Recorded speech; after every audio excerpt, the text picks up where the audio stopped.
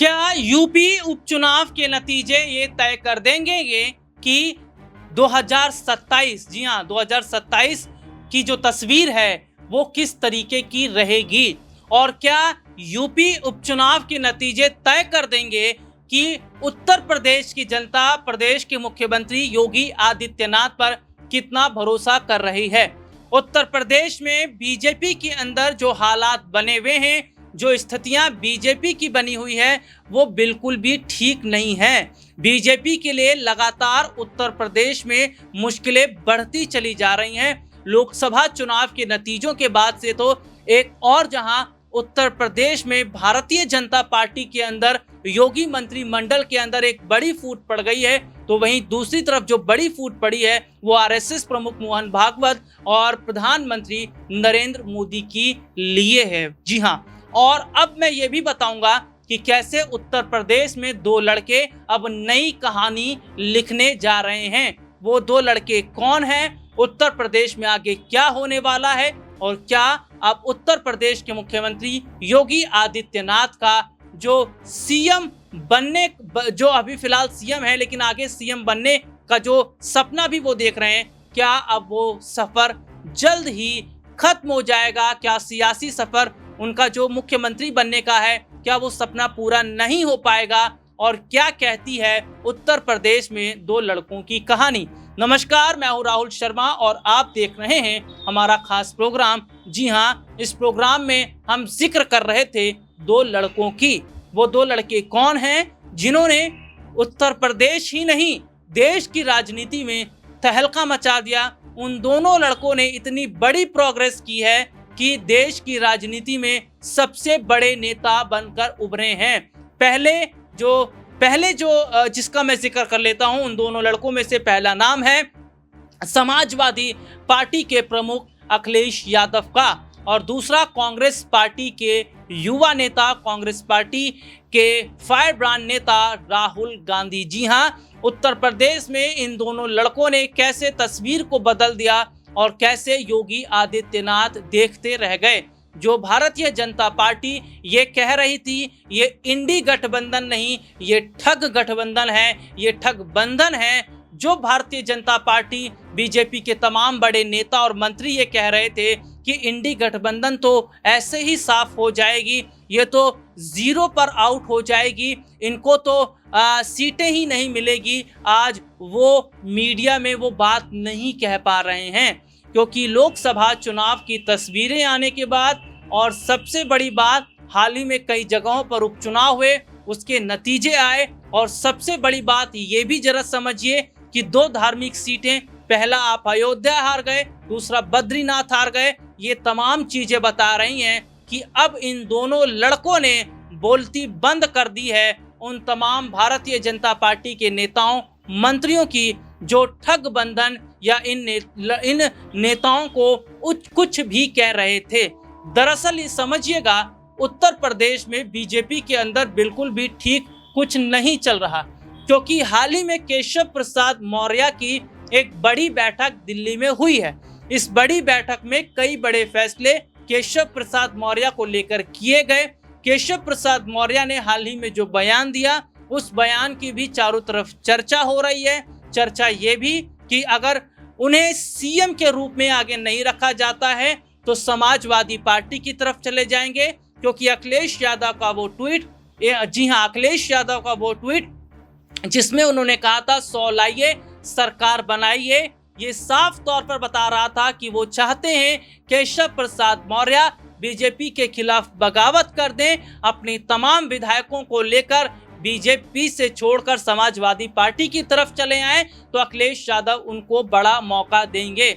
और अखिलेश यादव ने जब से समाजवादी पार्टी की अगर बात करूं, समाजवादी पार्टी ने उत्तर प्रदेश में जब से लोकसभा की अच्छी खासी सीटें जीती, वो सीटें कोई एक दो सीटें नहीं बल्कि 32-33 सीटें, उसके बाद से एक आत्मविश्वास जीत जाग गया है। अखिलेश यादव का संसद में बैठते हैं, डिंपल यादव संसद में बैठती हैं और लगातार सवालों की झड़ी लगाई जाती है और सरकार से सवाल पूछे जाते हैं, यानी कि किस तरीके से उत्तर प्रदेश से दिल्ली का रास्ता तय किया अखिलेश यादव ने, डिम्पल यादव ने, उसके बाद अब ये कहा जा रहा है कि रास्ता केवल इतना ही नहीं, उन्हें और आगे जाना है। और उत्तर प्रदेश में कैसे राहुल गांधी और अखिलेश यादव सियासी खेल बिगाड़ रहे हैं प्रदेश के मुख्यमंत्री योगी आदित्यनाथ का, और किस तरीके से अब योगी आदित्यनाथ की सत्ता डगमगा रही है, उसको ध्यान से सुनिएगा, क्योंकि अब मैं सिलसिलेवार तरीके से बताऊंगा कि आखिरकार चल क्या रहा है। और जो दिखाई दे रहा है वो है ही नहीं, और जो नहीं है वो ही तो दिखाई दे रहा है। उत्तर प्रदेश की बात कर लेते हैं। उत्तर प्रदेश में लोकसभा की कुल 80 सीटें हैं, और सीटों के लिहाज से बात करें तो विधानसभा की भी सीटों का जिक्र कर लेते हैं। तो जिस तरीके से उत्तर प्रदेश में लोकसभा और विधानसभा की सीटों को लेकर बात करें तो उत्तर प्रदेश एक बड़ा राज्य बन जाता है, और यहीं से दिल्ली तक का रास्ता तय होता है। सबसे बड़ी बात जो कि ये है कि लोकसभा चुनावों के वक्त देखने को मिला, इंडी गठबंधन ने हाथ मिला लिया। उत्तर प्रदेश में कांग्रेस पार्टी, समाजवादी पार्टी साथ मिलकर आई, साथ मिलकर चुनाव लड़ा, और उत्तर प्रदेश में इन दोनों लड़कों ने तहलका मचा दिया। राहुल गांधी और अखिलेश यादव पर जनता ने विश्वास जताया, और आगे की तैयारी फिर से यही दो लड़के कर रहे हैं। और कैसे सुगबुगाहट दिल्ली तक पहुंच रही है, और कैसे उत्तर प्रदेश हो, महाराष्ट्र हो, बिहार हो या फिर दिल्ली हो, हर तरफ बीजेपी के अंदर खलबली मची है। दरअसल उत्तर प्रदेश में 10 सीटों पर उपचुनाव होने वाले हैं। ये उपचुनाव तय कर देंगे योगी आदित्यनाथ का रास्ता। ये उपचुनाव तय कर देंगे कि प्रदेश के मुख्यमंत्री योगी आदित्यनाथ कहां खड़े रहेंगे, क्योंकि जिस तरीके से लोकसभा चुनाव के नतीजे आए उसके बाद ये कहा जा रहा है कि प्रदेश की जनता उत्तर प्रदेश के मुख्यमंत्री योगी आदित्यनाथ पर भरोसा नहीं कर रही है। यानी कि धर्म की जो लड़ाई है या धर्म का जो एजेंडा चल रहा था वो एजेंडा अब बंद हो रहा है। उस एजेंडे पर ताला लगाया है जनता ने। ये मैं नहीं कह रहा, ये नतीजे कह रहे हैं। आप तमाम न्यूज़पेपर्स को उठाकर देख लीजिए, आप तमाम बड़े आर्टिकल्स को उठाकर देख लीजिए, आप तमाम बड़े कॉलम्स को पढ़िए, और जिस तरीके से डिबेट जो हो रही है जिसमें बड़े बड़े राजनीतिक विश्लेषक आ रहे हैं, उनका ये कहना है कि बीजेपी को अपना एजेंडा बदलना होगा। और सबसे बड़ी बात, जिस गलतफहमी में बीजेपी रह रही थी कि केवल धर्म के नाम पर वोट लिया जाएगा, वो चीजें अब खत्म होती नजर आ रही हैं। क्योंकि उत्तर प्रदेश में जहां बीजेपी ने राम मंदिर के नाम पर चुनाव लड़ा, केवल उत्तर प्रदेश में नहीं पूरे देश में, समझिएगा और समझना जरूरी भी है, फिर आपको ये पता भी चल जाएगा कि क्या उत्तर प्रदेश के मुख्यमंत्री योगी आदित्यनाथ कभी भी इस्तीफा दे सकते हैं, या उत्तर प्रदेश में केशव प्रसाद मौर्य क्या नई जिम्मेदारी संभाल सकते हैं, और क्या वाकई देश में जल्दी लोकसभा चुनाव भी हो सकते हैं। क्योंकि जो बड़ी खबर मैं बताने वाला हूं, जो स्थितियां इस वक्त बन रही हैं वो बहुत ज्यादा अलग हैं। दरअसल स्थिति है क्या, मैं शुरुआत सबसे पहले कर लेता हूं उत्तर प्रदेश के मुख्यमंत्री योगी आदित्यनाथ से। जब से लोकसभा सीटों का मैं जिक्र करूं, बीजेपी की परफॉर्मेंस खराब रही, स्थिति बीजेपी की खराब रही, उसके बाद से हम ये देख रहे हैं कि बीजेपी लगातार उत्तर प्रदेश में अब पिछड़ती चली जा रही है। जिस राम मंदिर के नाम पर पूरे देश में चुनाव लड़ा गया, वो मुद्दा फ्लॉप साबित हुआ, क्योंकि ये कहा गया और तस्वीरें जो देखने को मिली हैं उसको सुनिएगा। और मैं चाहूँगा कि लोग मेरे साथ इस प्रोग्राम में जुड़े, अपनी राय रखें, वो कमेंट भी करते रहें कि उन्हें क्या लग रहा है और क्या जो मैं बोल रहा हूँ वो सही है। सुनिए, दरअसल उत्तर प्रदेश ही नहीं पूरे देश में मैं बता भी रहा हूँ कि जो चुनाव लड़ा गया लोकसभा का बीजेपी की तरफ से, वो राम मंदिर के नाम पर लड़ा गया। राम मंदिर जब बनकर तैयार हुआ, उसके बाद प्राण प्रतिष्ठा हुई, और उसके बाद लोगों के लिए, भक्तों के लिए कपाट के द्वार खोल दिए गए। लाखों की संख्या में भीड़ आने लगी। ये वो वक्त है, ये वो समय है जब अभी लोकसभा का चुनाव नहीं हुआ है, यानी लोकसभा चुनाव से पहले की बात बता रहा हूँ। ये वो वक्त है जब लाखों की संख्या में लोग प्रभु श्री राम के दर्शन करने के लिए आ रहे हैं। पैर रखने तक की जमीन अयोध्या में नहीं थी। अयोध्या क्या, उसके आसपास के जिलों का मैं जिक्र कर लूं, वहां पर भी यही हालात थे। हर कोई प्रभु श्री राम को देखना चाहता था, हर कोई प्रभु श्री राम के दर्शन करना चाहता था और बीजेपी ये देखकर खुश हो रही थी कि ये हमारा वोट बैंक है, क्योंकि ट्रेनें खचाखच भरी थी, ट्रेनों में सीट नहीं मिल रही थी, रिजर्वेशन आसानी से नहीं हो रहा था। बस लोग किसी भी तरीके से आ जाना चाहते थे अयोध्या और भगवान के दर्शन करना चाहते थे। लेकिन समझिएगा, तमाम बड़ी भीड़ को देखने के बाद, स्थितियों को देखने के बाद बीजेपी अंदर से गदगद होने लगी। बीजेपी के बड़े से बड़े नेता खुश होने लगे कि अब हम 400 पार कर लेंगे, अब हमें 400 पार करने से कोई नहीं रोक पाएगा। और ऐसे में देखने को जो तस्वीर मिली वो उलट थी, और इसीलिए जो तस्वीरें लगातार सामने आने लगी, जो भक्तों का हुजूम था, उसे देखकर भारतीय जनता पार्टी के तमाम बड़े नेता और मंत्री गलत गलत बयान देने लगे, गलत गलत बयानबाजी देने लगे।